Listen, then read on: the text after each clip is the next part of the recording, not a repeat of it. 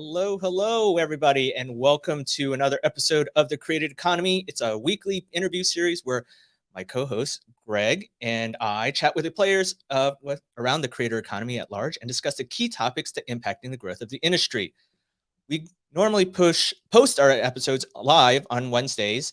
You can find out more about it on our website on createdeconomy.com. That's where we'll post recaps and highlights. We also will be sharing this on YouTube. And recently we are syndicating this as an audio podcast. So you can find out more on Spotify, Anchor, Apple, Google, Amazon Audible, Castbox, and Stitcher. Whew, that's a lot. All right. And while you're there, be sure to follow us everywhere on social media. We are Created Economy on Twitter. We are Created Economy on YouTube. That's where you find all of our complete archive. And for all the news that we're curating around the creator economy space, check it out on Flipboard at flipboard.com/you guessed it, Created Economy. All right, without further ado, let's bring on my co-host. Hey, Greg. I don't even know half the services you mentioned in our list. So that's all you need. All you need to know is that you can listen to the show on your favorite podcast app. That's right. Anywhere you want. I think that's all those uploaded, Ken. I had nothing to do with it. I feel like you're taking advantage of me. I'm not exactly sure, but I like to think of it as division of labor. You know, you can't divide by zero, so I'll give you most of it. I know I'm bad at math, but I feel that something's off here. But anyways, without further ado, why don't we bring on our guest at this time? I want to give a bit of an introduction because I really admire this person. I consider her a friend. She formerly led marketing at Facebook before it was called Meta. She is the editor-in-chief of .complicated, which is a digital lifestyle website. She is a founder and CEO of Zuckerberg Media, which has produced amazing shows and digital content for organizations such as the Clinton Global Initiative, Cirque du Soleil, amazing show, by the way, amazing group, the UN, Condé Nast, and Bravo. She is the host of a Sirius XM show called Randi Zuckerberg Means Business, so I kind of gave away who the guest is. She is a Tony Award-winning producer, which I'm absolutely fascinated about. Specifically, 2019 Best New Musical for Hadestown.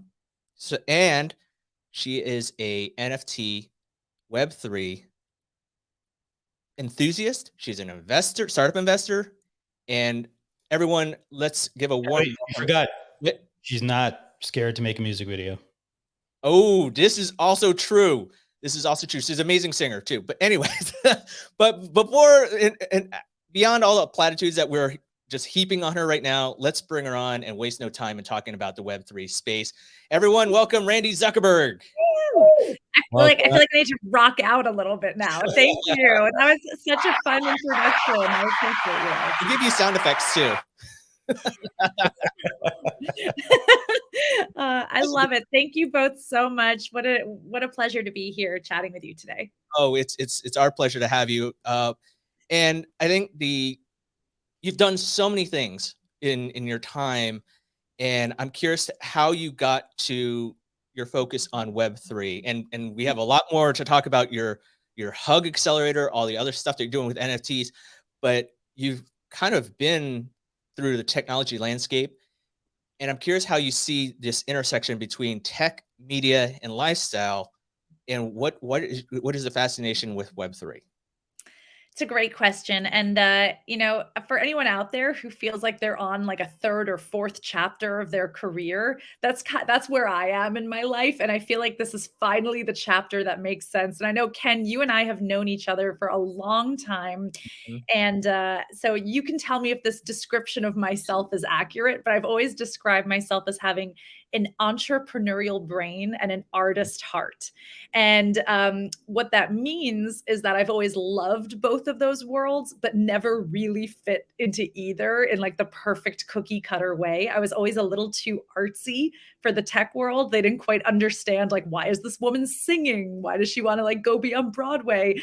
And then the arts community, I was always a little too techie and business minded for them. They were like, well, if you were a real artist, you wouldn't need need to like go have a job in Silicon Valley. So I never really fit into either of those worlds. And I resigned myself to that. I was like, all right, I'm just going to have these two separate lives. And then along came Web3, which is this perfect blend of tech and the arts coming together with arts driving technological innovation. And suddenly it was as if 20 years of my career finally made sense. Wow.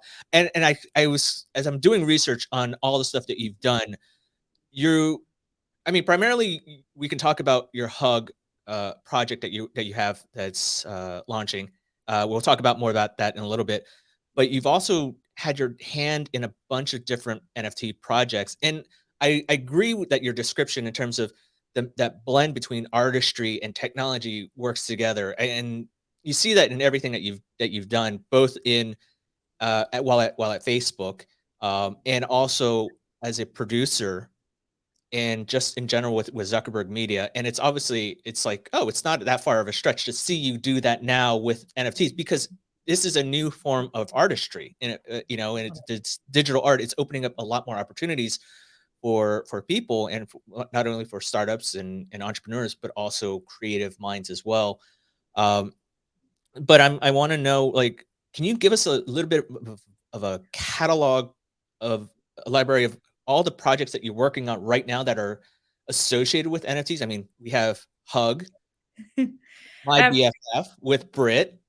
There's one yes. around K-pop. Is that Yes, correct? I'm advising Meta Angels, which is a lending program with NFTs. So there's so many, and then our Hug incubator has about 20 NFT projects that are going through it right now that we're advising. So it's a lot, but Ken, even going back to just the name of this podcast and why I was so excited to come on it is I know I've spent the last 20 years trying to give creators a direct platform to their customers. I mean, that was at the core of why how I came up with Facebook Live, which was like my baby inside Facebook, was a way to let creators go direct to their audience for the first time. It's like everything that I've done on Broadway. And so when I first got into the NFT world, that was really the light bulb moment. I was like, oh, this is an awesome way for women, for diverse founders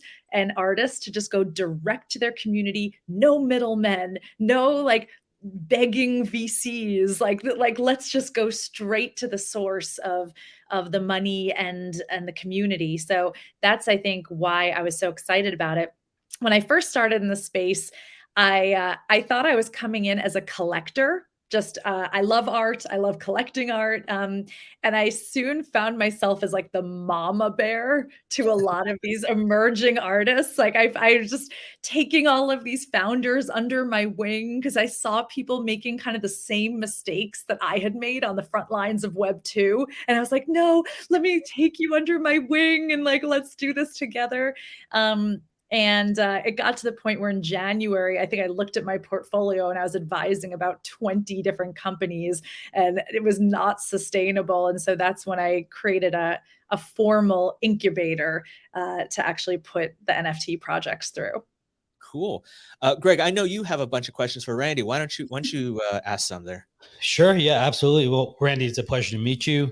And I have 4 hugs. I paired up my Yeah, space hug on the first day when I was like, you need to pair these up. I was like, all right, I like the space one the most. it's a But good one. That's a good pair to have because it means yeah, you're on it's you're on the press uh, corps not for a the hug first. By the way, community. small little anecdote. Alex from Meta Angels, she and I were in the same YC batch ages ago for the Muse, and so I also have 3 or 4 angels. They're all loaned out, so I don't actually remember anymore. Love that question. But you mentioned something about the creator economy, and I think uh, I really love that creators are sort of getting an opportunity, sort of in Web3, and it's finding new ways for us to test what creation means, right? Mhm. Like, um, but one of the things as someone who's worked in the creator economy for many years now is that I find a lot of creators have a challenge with sort of like this on ramp, right? As you were describing, and why so many people need advice. And so, I think creators have both an opportunity to sort of build a community, and of course, I think to build utility. And for many creators, this is actually a new skill set, right? Because community, like, it's one thing to have an audience, and many, many people have an audience, but like actually having community is like very, very different than having just like a set of people. And so I guess I was curious, like, what have you, it's a lot of hard work. What have you found kind of the most challenging, I guess, like as you're helping people now foster community or utility, as you were doing even at Hug on your own as well?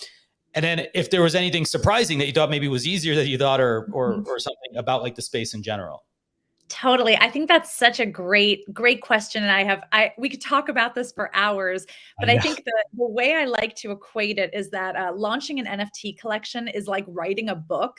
The actual book writing is the easy part. Like anyone can write the book, but you're only going to be successful with your book if you can market it, if you can get other people excited about it, if you can get press to cover it. There's a lot of work. The hard part happens after you've written it. And it's the same thing with the NFT world. And what I have been seeing is there are a lot of really passionate artists and founders out there who put their NFT collection out there thinking that was the hard work. And then they're kind of like, ooh, now what do I do? And so what we coach people is just like you said, you actually want to start with the community before you create the art, so that when you actually drop your NFT collection, you already have spent all that time building a passionate community that's excited about it, that's rallying around you, that's ready for, your book release, if you will. Yeah, that makes perfect sense. Ken, I know you had some questions. Well, let's take turns. Yeah, no, I just want to share with everyone. This is actually what Randy's been talking about with Hug. This is her newest initiative that she's been talking about, and we can certainly dive in. And I definitely want to dive into this, but I want to kind of put this out on the screen so everyone can see what's going on. So Hug, what I find fascinating is this is the epitome of Randy in a single thing, because this is as we heard, right? And this is not me. I don't get paid for this. But as somebody who's followed her career, this is who she is. She's all about technology. She's clearly all about artistry and creativity, and she's all about inclusion, right? And bringing more people to the table. And this is the word hug, just the naming it feels like it's inviting, and it's not just a space where you build it and they will come. It's not a field of dreams type of space. And we've always been saying that the Web3 is just Wild West type of a vibe, especially in the creator economy. And people might feel reluctant to say, "Oh, I need help with something. So where do I go? How do I feel supported? I go into this Discord and maybe get scammed or whatever." And this is probably a place to start. So Randy, why don't we kind of give a high level overview about why did you create Hug? I mean, beyond what I just told everybody. How did you pick the name? Because the name is wonderful. Thank you. And I really picked the name because there's so much about the crypto and Web3 world is really intimidating. Even when I was first getting into the space, I would sit on panels or be on podcasts where I felt like I knew less after the hour than I did when I started, because there were so many vocabulary words thrown out. I just left feeling so confused and intimidated. And I didn't want other newcomers in the space to feel that way. So the first thing was we wanted to create a brand. And I say we because I have an amazing co-founder named Debbie Soon, who's just an incredible partner on this project. So the first thing was we just want a brand that makes people feel like they're getting embraced in the space, that they can ask any question. It's going to be a friendly community. And so Hug really spoke to us. We also, I'm a cheesy person, as you can see from the music videos I put out and my content, and Hug is great for puns. So we really love a good pun, and our incubator is called Group Hug. Our early stage program is Hedge Hug. We embrace the silliness. But what I like to say actually is that Hug is the friendliest second stop on someone's crypto journey. And I say that because there are actually a lot of educational tools out there for brand newcomers. Like if you want to learn what is an NFT and how do you set up your wallet, like there's actually a lot of great content out there. But where there isn't great content is once you get to that point, then all that's really available to you are these like super broy alpha groups, or like you don't, or you've gone on the ramp, but then the highway is moving so fast, you have no idea which lane to get into. And so I call the hug the friendliest second stop in your crypto journey, because we're for people who have already decided they're curious about Web3, but now they're figuring out where do they fit into the landscape. Are they a founder? Are they creating their own NFT collection? Are they an investor? Are they a curator? So they come to our community to kind of learn who they are in the space and really go deeper there. You have let's talk specifically about the accelerator, right? I mean, that's the group hug one, right? And so that's a 1-year program with a 6-week curriculum. What is the goal of that? Like your first class, your application sounds exactly like Web3, like 1 year and 6 weeks. Exactly. It's all tied together. It's all tied together. Web3 does move fast. So I imagine that these businesses will have gone through 18 pivots over the course of a year. But Group Hug is for NFT collections that already minted. So they're already out there, except they're now facing that now what? Now what do we do? Like, okay, so we put an NFT collection out there, like, oh crap, we now have 10,000 people that own our NFT and we have no idea what to do with this community or where to go from here. So that's Group Hug. And so we're working with these kind of successful NFT creators on how to really build something for the long term and how to transition from just an NFT collection to a business. Our Hedgehog program, which is more early stages for people who are like, I want to launch an NFT collection, but I have no idea how to start. I don't have an artist. I don't have a developer. And so we'll actually handhold you through that process of creating and launching a collection. Something that go ahead, Greg. Oh no, I was going to say it's today I tweeted out after someone else mentioned it. Apparently we can nominate folks for the Hedgehog.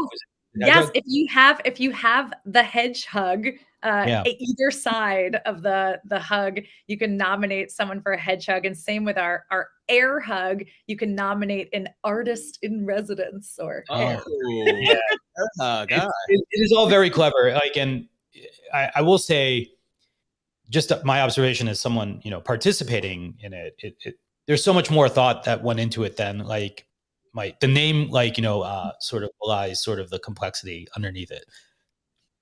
Thank you. It's we definitely approach this differently than a lot of other projects, which for good or for bad, we're learning a lot.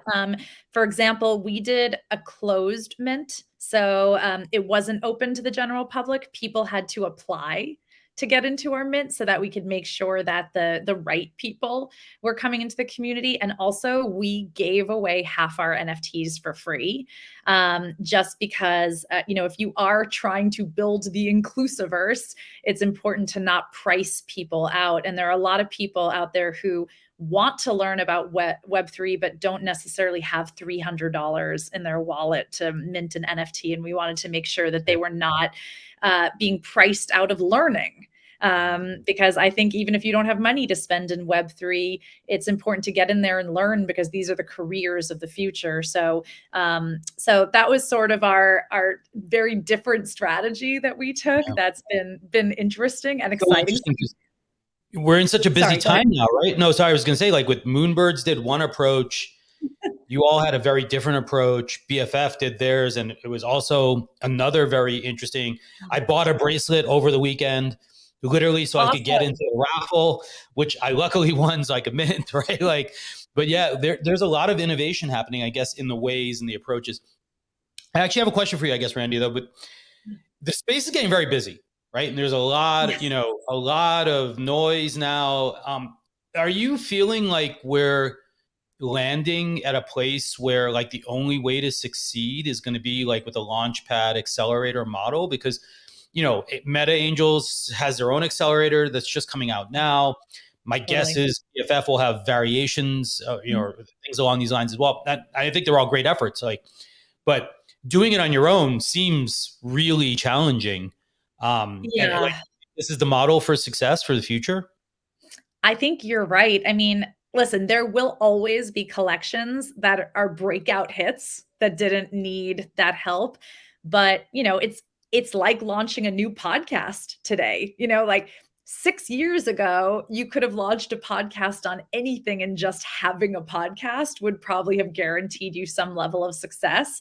Today, like, you really gotta have, big names in the industry. You need a lot of oomph. And I think the same thing is happening with the NFT market, except much more accelerated. Like you said, the timelines are faster. In November, of 2021, it would have been enough just to be a woman and launch an NFT collection, would have been enough to stand out. Wouldn't have even mattered what your art was. You would have gotten attention for that. But now in spring 2022, that's not enough. There are thousands of women-led NFT collections out there. That's not enough to stand out anymore. And so I think we are starting to see, on the negative side of that, it's harder to stand out. On the positive side, we're starting to see these really creative ideas, experienced teams, and NFT collections that are giving real utility to members are really starting to rise. It feels like the space has matured and graduated a bit. So I'm fascinated to know, I mean, right now, Hug and everything that you're doing is, I think, on the surface, focused on getting these collections out into the world. Yeah. Have you thought of, in terms of what happens afterwards? I mean, are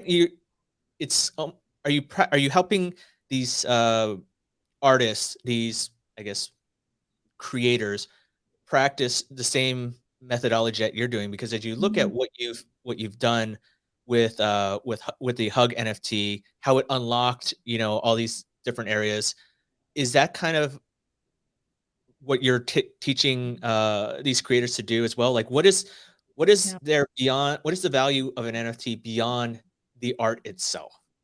Totally. Well, I mean, even just there's a project that our entire community has been working on behind the scenes, where, call it like a TripAdvisor or IMDb for NFTs. So when someone comes into the Hug community, we're like, welcome, here's 10 NFT collections to review.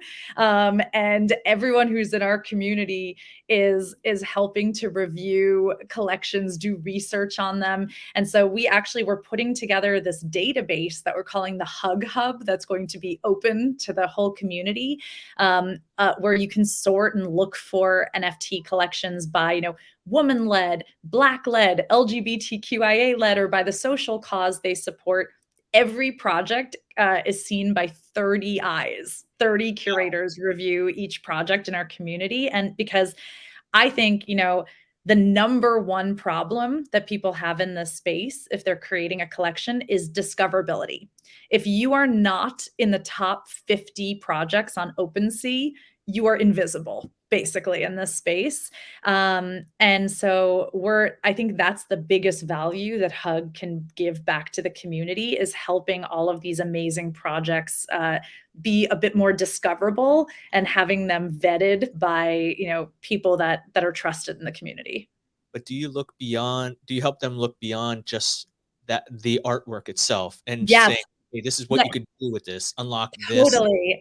And in fact, like, the reviews on the site really acknowledge if there's extra utility or not in a project. And so I think hopefully it will, we coach creators and artists on what to do, but I think also this will be a really clear way to see what exactly people are searching for, what they want from NFT collections, and will hopefully inspire people to add a little bit more to theirs, or to bring on more diverse teams and hires. Yeah, I actually have double click on the utility concept. That we have another show on Tuesdays where we specifically talk about Web3 projects and interview. Actually, we only interview female and underrepresented founders on the show. Yes, love it. I own about 30 or 40 of those projects at this point. So, so we're just going through the list of everything I've bought so far. Well, come in our database and help us review. I will. You know, the funny thing was, I had never connected to Discord until this morning when someone was like, "Can I have one of the hugs?" And I was like, "I'm not sure how it works actually. Let me log in," and I finally connected. Yes. But so then you can come help us review. I will absolutely help. One of the things I found, Randy, that a lot of artists in particular didn't, and it's not just artists, by the way, but they couldn't imagine what utility meant. Right, like in interviewing and speaking with creatives, artists, like especially like one-of-one artists that are sort of creators or getting into the NFT space. But I think in general, we're so early in all of this that the toolkit's still kind of evolving, right? Like right now it's just token gating. Like that's it. Now you can imagine lots of interesting use cases there. But I'm kind of curious, like, do you see like Web3 manifesting into other places just to help others who might be trying to imagine utility, maybe that they haven't thought about yet, you know, in other mediums, right? Is it, I know yesterday you had your the metaverse party, Yes. which I missed. But I heard it was awesome. You really got to make more of your Hug membership pass. You know, it was in the Discord, but I wasn't in the Discord yet. So I had demo day for my accelerator just like 2 days ago. So I'm like still in recovery mode.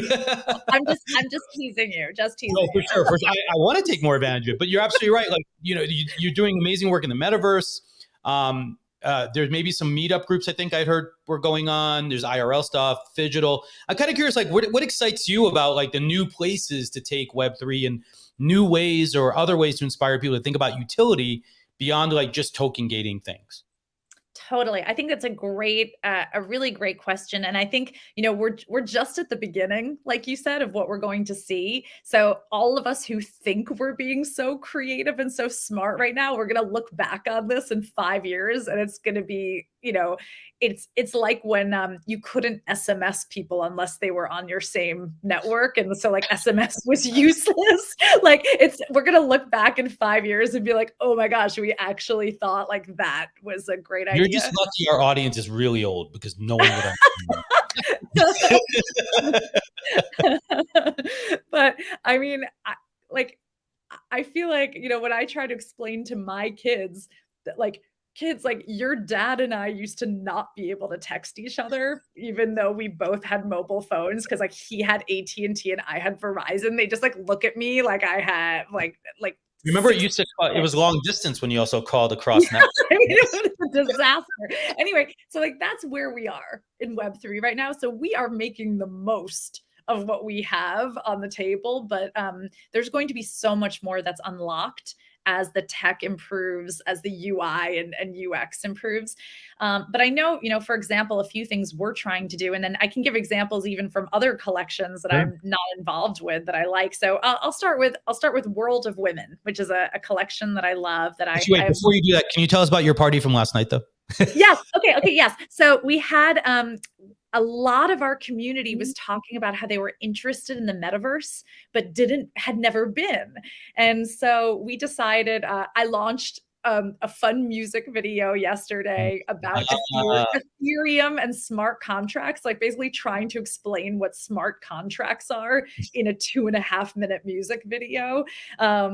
And so we decided we were going to launch the video in the metaverse and we're going to teach our community how to do it. So we had several onboarding sessions in the days leading up to it, where we had experts teaching people how to make their avatar and how to navigate to the gallery where the party was going to be. And then yesterday, we had this just like raucous all day party in the metaverse. And I think we had hundreds of people from our community come through. We were displaying the art from all of our creators on the walls. And I think where was it? Like which platform? It was on Decentraland in the Crypto Valley Gallery. And, I had never even been to the metaverse before doing that. So it was I was learning, like my avatar was running straight into the wall for the first 5 minutes. Like I couldn't figure out what to do, but I was blown away once I realized what was going on. And I think what our community, then when I went back on our Discord, everyone was like, that was so fun to learn a new skill together. Like it felt like so welcoming, and no one was judging anyone for not knowing what they were doing. And so I feel like that's an example of a utility that, you're not like making money or getting something, but up leveling, the fact that having a hug pass allows people to up level their skill sets. And now all of those hundreds of people can now say that they've been to the metaverse and can go teach someone else or help lead a metaverse strategy in their own workplace, I think is really a value that you can't put a number on. So I think we're going to see creative utility like that also, in addition to monetary utility. Super cool. Oh, so please, more examples. I just wanted to make sure Oh no, I'm excited that you did that. Okay, so we'll go back to the world. Like 2 minutes of Cyndi Lauper cover songs, and then at the end you just like put a definition of the smart contract on screen. Exactly. Yeah, that's exactly. It was actually, it's set to Sia's Titanium, except nice. it's like, I need Ethereum, and it's like all about smart contracts. Oh, so nice. And I have a blue wig. If you haven't figured out by now, I don't take myself seriously. So like, sorry to anyone who that's like a big shocker. Well, I mean, like we've seen so many different types of these. Like I think there was one where at a party in San Francisco where you were performing with a cover band, many ex-Facebookers and a lot of Silicon Valley folks doing a cover of what was it? Call Me Maybe. Call Me Maybe, but Fund Me Maybe, because it was a VC party. See, Ken, you knew me back when. Like I feel like everyone in the crypto world is like, oh my God, why is this person making music videos? And I was like, no, I've literally been doing this for decades. Was not your first. I've seen the Fund Me Maybe as well. I actually have the video. I actually recorded the video. I was at that party. I have the video. The thing you don't know is that Ken and I have been friends for 13 years or something. So yeah, unlucky 13. So, yeah, so like this is not new behavior from me, everyone. You're new to me, but like but I'm not new to me. Creativity opens up, helps lighten the mood in terms of understanding Web3 and NFTs. Totally. Because it's like super technical or very explanatory. You're like, this is I didn't sign up for a college textbook type of thing. Right. Like I want to like help me understand this in a simple way so I can just say, oh, do I care about this? Do I not care about this? Why is this important? Is not important. Okay, move on with my day. So it's a part of the problem, Ken, is also like the old school people are like all protectionist about expanding the circle, which I find so bizarre, right? And odd, but it's unfortunate. Yeah, it's weird. To that point, they're like crypto is going to change the world, but like also, how is it going to change the world if you don't let the world in to be changed? Exactly. So like it's a very like those two concepts don't go hand in hand. And the other thing is not everyone can be working on crypto 24/7. Like there's going to have to be people who do it as a hobby, who NFT or crypto as a hobby. And if those people don't feel welcome because they're not real Web3, then we have a problem. Then the space will never evolve. I mean, that's basically the makeup of the creator economy, right? I mean, how like we look at that Signal Fire report, and what was it, Greg? Like there's like 50 million. No, now it's 200 million is the last with the Linktree data. Do you remember you had the article? Yeah, the Linktree data, right. But how many of them are actually able to do it and make a living? Full time, no, definitely not. Yeah, it's very low. So I did hear that joke that I quit my 9 to 5 to work 9 to 5 a.m. I really feel seen by that in a big way. But it's all right. I cut you off. I'm sorry. You were going to mention World of Women because just to get one more example for folks, and then we can continue. But I love it. You're raising such great points, and that's why I make these music videos, because I think if people in our community see, the founder of the community being silly and putting art out there and being fun, it really changes the mood of a community. And it makes people feel comfortable to take risks with their own art and put themselves out there. So, you know, I'm happy to stand in the front of the firing squad on behalf of everyone behind me. But so World of Women is an awesome, one of like the OG women-led collections in the space. They're out of the 10,000 pieces of art in their first collection, there are 20 that have little earrings with an artist palette on it. And if you have collected one of those, you get to basically be on the curator board of World of Women. So you basically get to like help select all the artists they fund, the special projects that they do. And that to me actually was the light bulb moment that made me understand utility, because I sat there and I thought, okay, well, I'm on 3 nonprofit boards in my own time that I sit on, and I donate money and I help. But with this, I'm sort of like on the board of World of Women. But then when I'm ready to rotate off, I sell my NFT, and I might actually like be on this board and then make money for doing so. And that was like a huge light bulb moment for me, because I sat and I like thought about all those other boards that I'm on. And I was like, oh, well, when I get to the end of my 3-year term, I just kind of like like I just kind of leave, and I don't have like an NFT to sell. I don't have any like value with the organization. And that made me think that 10 years from now, every organization that has a governing board will probably be run completely differently. I was just zooming into my space hug to see if there's anything hidden in it. I know we only have 22 pieces of art in our collection, so we didn't have place to hide that many things. But next collection, Greg. You know, Gallery, the Gallery app. I couldn't tell if they were joking, but they issued like your employment as an NFT, and like you quit by selling. I don't know if it was a joke, but I actually believe they might have done it. Like, so you actually like. You when you're ready to peace out from your job, you just sell your NFT to someone. But does then what if you sell it to like some like rando? Does that person then automatically work there? Yeah. Or what if your wallet gets hacked? Are you unemployed? Right? Like, yeah, I don't know. I mean, I feel like there's a lot of like utopian versions of stuff around Web3, like DAOs. Like if we could take a non sequitur for a minute, I love the utopian ideal of a DAO, of so many people getting a say. But let's be real, like anyone who's ever sat in a room with 20 people and tried to make a decision knows that that's like actually impossible to make a good decision when you don't have like a few people who are in charge. So I think there's a lot of utopian things about Web3 that will probably have to get scaled back to like Web 2.7 to be successful. That's a really great point. I'm really glad you made it, actually, right? Because even with utility, right? Like, I feel like everyone's like, I have to add utility. You don't have to, right? No. Like you don't have to do all of the things to be participate, to celebrate, to grow inside the space. You can get to those things little by little.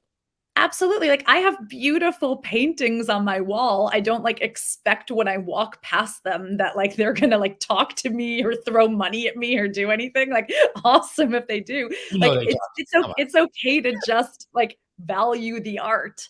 What about Harry Potter? Harry Potter. I mean, you're in Hogwarts. True. I mean, fair point. We need Harry Potter does need to come into the space with art that like does crazy things. But I mean, like there's a lot of NFTs that I collect because the art is beautiful or because I want to support the creator. Not everything has to, unlock the sun, moon, and sky. Yeah. And that actually raises leads me to this question, because I wanted to know, for non-tech or non-Web3 people, should they be looking at NFTs, right? As like, for example, between the two of us, Greg is certainly more of an avid collector of NFTs than I am. I only have one NFT, and it was a gift from a friend. He knows I love corgis, so he's like, okay, here's a crypto corgi. I'm like, great. what do I do with it? That's not a Right? hit, Randy. Don't send him any. No, I was like, we have a pug hug, but it's actually like one of our most valuable ones, so I I can't send it to saw you. that. I saw that you had that. It's like I'm like, oh my god, I went, but I'm like, it's a little too much for me. But to for normals, for the average person, right? Is as they look at these type of things, it's like, oh, why do I want to buy this NFT? Why do I want to make this investment? Is there something like how should they be evaluating these NFTs? Should they be evaluating as they might with normal art? I mean, sorry, with traditional art, with physical art, and saying like, oh, I like this style, or I like this the artist, or who they are, or should there be some uh, additional value that it unlocks by owning this, such as what you're talking about with like, oh, I have a hug NFT, so therefore it unlocks this, or a Yeah. BFF, or so on and so forth. Like, how should people look at evaluating NFTs?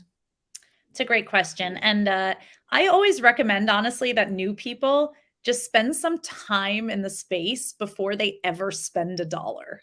Mhm. I was in the space just meeting people, looking around, like poking my head around different collections for months before I ever started collecting any NFTs myself. It's really confusing when you first get into the space. It's easy to have FOMO and just buy things because everyone's talking about it, or you feel you missed out on something. And you tend to make very bad and very emotional purchases when you're doing things from FOMO. So I would say the best thing is just to spend time in the space, getting to know it, and figuring out what community you really resonate with. I guarantee, no matter how weird and out there your interests are, there is a community that aligns with that in Web3 and is making art or is having discussions around that. So find that community that you love. And then, the art and the collecting will follow once you go down that path. And for me, I mean, I also believe that our wallets are a form of activism. Mhm. And so for me, it was really important. I probably have close to 400 NFTs right now, and every single one was created by a woman. And I'm not saying that that's, an investment strategy that everyone should do. Awesome. But for me, I decided that my wallet is a way to have a voice, and that my thesis was going to be around supporting women-led projects and women artists. So I think it's also really important to have a why for the space, because even if the space goes to zero, and who knows what's going to happen in the future, I still feel so happy about the art that I've collected and the artists that I've supported. And having that why will really give you a lot more success in the space. How do you view like let's take from a startup. So you've invested in a bunch of startups as well. You've had a show with a couple of our friends making investments in startups, not all tech startups, but just startups in general. Yeah. So let's talk about entrepreneurs who are getting into the NFT space. If they are to approach you and say, "Hey, I want to make an investment, or I'm looking for funding," Mm. what would you say helps stand out in your mind for people to pitch investors at this point? Because as we talked about, the NFT space is so vast, Yeah. and it's like, how do you make heads or tails of it as an investor? Oh, these are great questions, and it's hard because we're so new in the space that I feel like I used to be able to look into an entrepreneur's track record in Web 2. You can't really do that with Web 3. So at least like at the first thing that I try to do is make sure that the person has a genuine interest in Web 3. Like, you would be shocked at the number of people that pitch me things that when I say like, great, send me a link to your wallet so I can see what you've collected, don't have a wallet or like haven't collected a single NFT. And like, that's a non-starter for me. If you're going to pitch a Web3, like pitch money to have a Web3 company, like at least have opened a crypto wallet. It's like a basic starting point. So that, you would be shocked at how many people that weeds out. But then I think the biggest thing is that the biggest difference between a Web 2 skill set and Web 3 is that you have to be an excellent community manager to be a successful Web3 founder, because not only are you building a product in a company, but you also are like running customer service at the same time for that company. And if you don't have that willingness or that enthusiasm or that skill set to be a community leader, then Web3 is probably the wrong industry for you to be starting a company in. Gotcha. Right. Yeah, that's super interesting. And by the way, I'm on the same journey as you, Randy. I started buying random things. I think I have 150 now. Awesome. And I did make the switch to only buying like women-led projects, actually, for the most part, unless a friend does one. But people always ask me, by the way, and I will share this, for all of our listeners. They always be like, "Why do you choose women-led projects?" And I was like, "Well, most of the guys don't need my money, but more importantly, I have way more confidence the women will do what they say when they actually say they're going to do something." And I've been proven right over and over again. And I share the same philosophy, by the way. I look at it as supporting the cause. I don't care about, I don't look at it from the return point of view, right? Like I've gotten involved advising and mentoring other projects now as well. And it's because I want to see them successful, not because I want to return on my dollars, right? It's like what, $300? Yes, not everyone can do that, but it's a small thing to see 10,000 other people succeed, right? So we have that opportunity, you should strut it, I think, as best as possible. Can I ask what some of your favorites are that you've collected? Yeah, sure. But Women Rise was an early favorite of mine. I actually gave my wife one for her first NFT for her birthday. A great one. I do love my hugs, by the way. I will say, no bias. I've been helping Angel Alliance though, which I love, and they're trying to get more women into entrepreneurship. Awesome. I work also with Rachel at XDAO. Actually, my question's from her. And she's trying to work on compensation to make sure that underrepresented founders are fairly compensated. That's a tough one. Yeah, tough. Yeah, it's a good one. The biggest ones I don't own that I would like to still own, though. How about that list? The ones that got away. I like it. Got away. I would still love a World of Women, Women in Weapons, Boss Beauties. I think is probably the only three of the three that I don't have. I actually, Boss Beauties went through our group hug incubator. And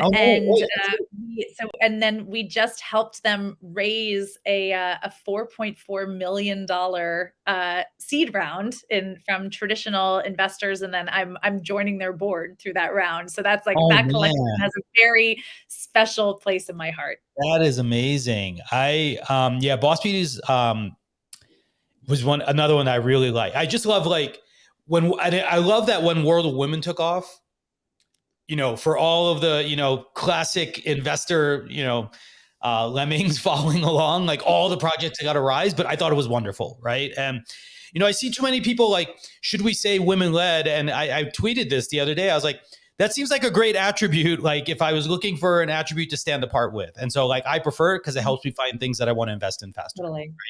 Right? So I wouldn't be shy about it. But the last question, as we run up on time, Rachel from XDAO actually had it. And she sort of, I wrote it down as this, the ownership economy sort of pretends to rebalance the scales, right? Between the creator side, the audience side. But how do we compensate people fairly and equitably? And I guess as we said many times, we're early, but are you seeing any trends or models that you think are good or helpful for people to think about? There's a wonderful moderation community, for example, inside of Hug.